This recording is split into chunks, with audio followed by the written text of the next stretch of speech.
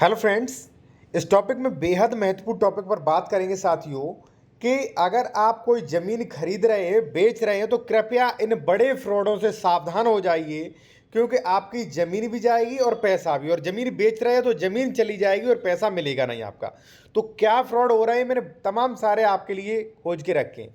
सबसे पहले साथियों, यहाँ पे मैंने डबल रजिस्ट्री की बात की है कि अगर आप ज़मीन खरीद रहे हैं तो यहाँ पे कई लोगों द्वारा डबल रजिस्ट्री की जाती है, जिसमें डबल रजिस्ट्री कर दी जाती, पूरा पैसा ले लिया जाता है और वहाँ पे आपको कब्जा भी नहीं मिलता, कोर्ट कचहरी के चक्कर काटने पड़ते। कैसे, वो आप देखिए। यहाँ पे साथियों अब आप देखेंगे, यहाँ पे लिखा है, देखिए ये वाली रजिस्ट्री देखिए, श्री रियाजुद्दीन पुत्र सत्तार खां। इन्होंने किसे बेचा था? नरेश कुमार को। ठीक है, रजिस्ट्री संख्या है 5307। ठीक है, किस में से? 28 नंबर प्लॉट, गाटा संख्या 36 में से। ठीक है, बेच दिया, जमीन खरीद ली, कोई दिक्कत नहीं। इसके बाद इन्होंने फिर से इसी प्लॉट की रजिस्ट्री कर दी, देखिए 5440 श्री रियाजुद्दीन देवेंद्र कुमार को। अब वही प्लॉट 28 नंबर की और वही गाटा संख्या 36 का। अब एक ही जमीन की साथियों डबल रजिस्ट्री कर दी। अब एक ही प्लॉट की डबल रजिस्ट्री कर दी तो यानी कि कब्जा तो एक को मिलेगा। अब बेचारे लास्ट वाले के पूरे पैसे बर्बाद चले गए। ठीक है, तो इस फ्रॉड से सबसे पहले आप बचिए। एक चीज मैं साथियों आपको और बताना चाहता हूं, यदि आप कोई कानूनी सलाह लेना चाहते हैं, या मान लीजिए आप कोई जमीन खरीद रहे, बेच रहे, आपको बहुत ज्यादा जानकारी नहीं, या मान लीजिए आप डॉक्यूमेंट्स वेरिफिकेशन करवाना चाहते हो कि कोई इसमें कमी तो नहीं किसी प्रकार की, तो चेक करवा सकते हो। कॉन्टैक्ट नंबर वीडियो की डिस्क्रिप्शन में दिया गया है। ठीक है, अब देखिए ये जो गलतियां हुई हैं, ये सेकंड वाली जो रजिस्ट्री है वो किसी एडवोकेट ने ही तो की होगी, रजिस्ट्री ऑफिस में ही तो हुई होगी। फिर भी ये रजिस्ट्री गलत क्यों कर दी गई? बेचारे का पूरा पैसा डूब गया। ठीक है, अब इसी प्रकार से एक फ्रॉड मैं आपको और बताऊंगा। मैं अभी आपको ये भी बताऊंगा इनसे कैसे बचें आप। ठीक है, देखिए अब साथियों ये देखिए, ये क्या है, कई लोग जमीन खरीद लेते हैं। ठीक है, और जमीन खरीदने के बाद रजिस्ट्री करा लेते हैं, दाखिल खारिज करा लेते हैं, कहते हैं अब कोई दिक्कत नहीं, कब्जा ले लिया, कोई दिक्कत नहीं। लेकिन फिर भी दिक्कत आ सकती है, गलत जमीन खरीदी। कैसे?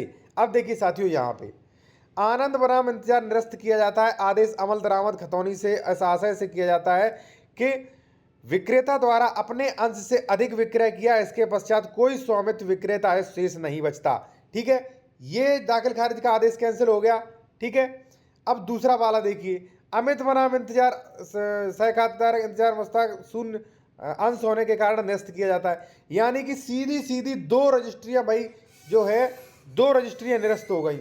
भाई एक बात बताइए, रजिस्ट्री ऑफिस बैठा है, पूरा अधिकारी बैठा है, एडवोकेट रजिस्ट्री कर रहा है, फिर भी इतनी बड़ी फ्रॉड कैसे?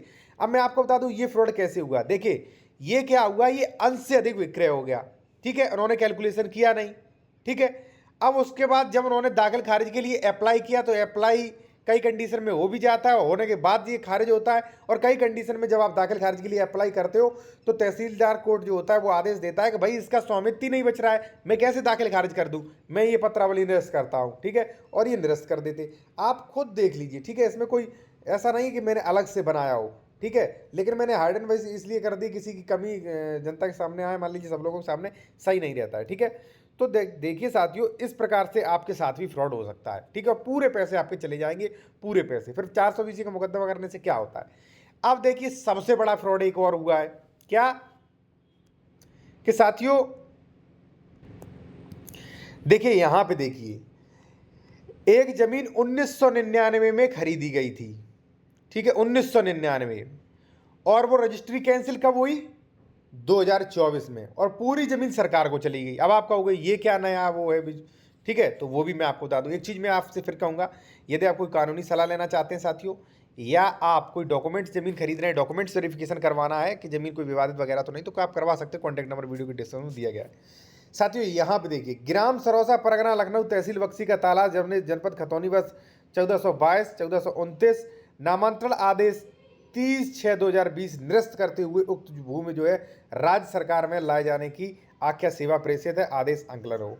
अब ये हुआ क्या था, वो पहले मैं आपको ये समझा दूं। देखिए, एक जमीन जो थी वो साथियों 1999 में खरीदी थी।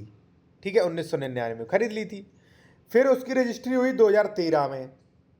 ठीक है, 2013 में। फिर उसकी रजिस्ट्री हुई 2020 में। फिर उसकी रजिस्ट्री हुई 2024 में।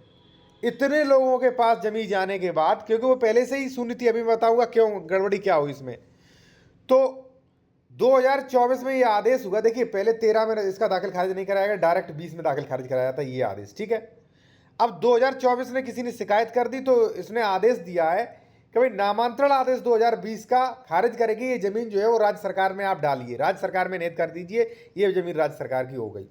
तो ऐसा आदेश क्यों हुआ? ऐसा आदेश इसलिए हुआ साथियों क्योंकि ये जमीन जो है 1999 में, ठीक है, 1999 में ये जमीन खरीदी गई थी SC/ST से खरीद ली थी, और उसके बाद जो है वो जमीन खरीदने के बाद 2013 में उसका विक्रय हुआ, 2020 में विक्रय हुआ है, खरीदते रहे लोग, और 2024 में यही जमीन की रजिस्ट्री कई टुकड़ों में कई लोगों की, कम से कम 10-15 लोगों को कर दी।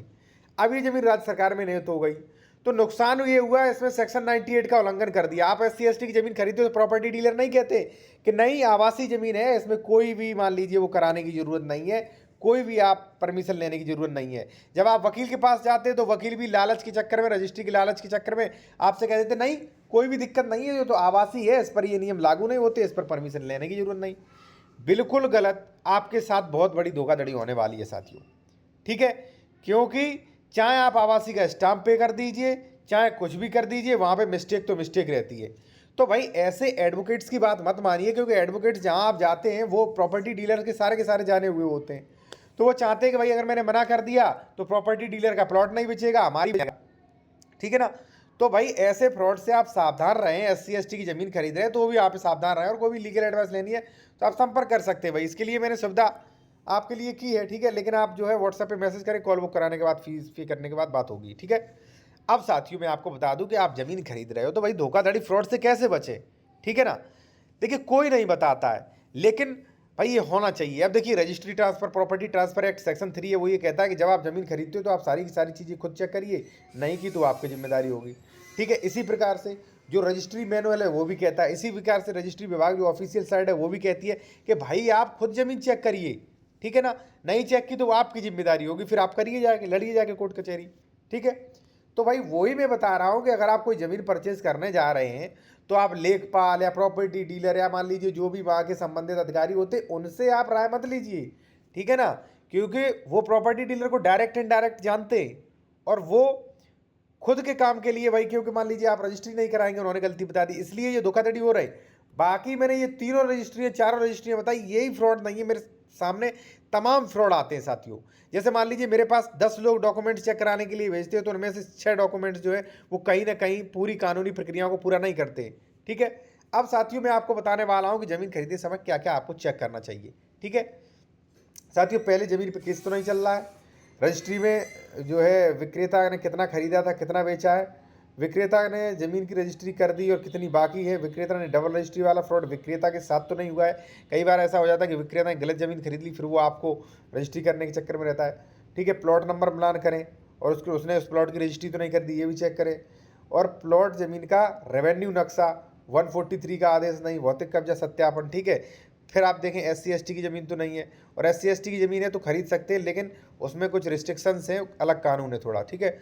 और खतौनी की ज़मीन श्रेणी चेक करें, ट्रांसफरेबल लाइट वाली है कि नॉन ट्रांसफरेबल लाइट्स वाली है, ये चेक करें। विक्रेता का सही नाम, पिता का नाम, विक्रेता की खतौनी का नाम कैसे आया, स्वामित्व चेक करें कि इसका नाम कैसे आया, ठीक है। पूरे चेन चेक करें, ठीक है।